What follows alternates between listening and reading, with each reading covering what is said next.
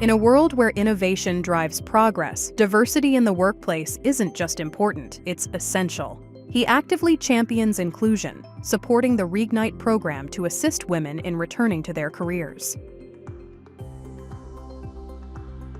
I can recall from one of my projects where we were working on an electric vehicle where we were packaging battery. We had placed a spare wheel in such a way that it was odd, a bit odd. During one of the reviews, certainly one of my female colleagues just pointed out that this position of a spare wheel may not be the right for the female drivers. So this thought has helped us go back to our drawing board, redesign the layout and solve another problem.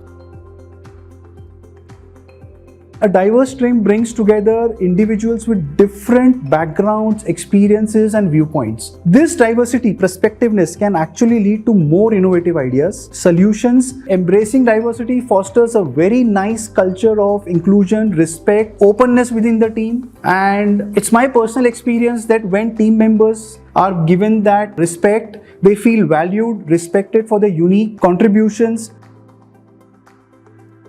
Leading a diverse team requires adaptability. Leaders may need to be very flexible in their approach and effectively engage and motivate individuals from the diverse backgrounds. I think along with one of these challenges of having diverse team members is that ability to solve conflict situations. We have to develop and conflict resolution strategies and promote more open dialogue, mutual respect.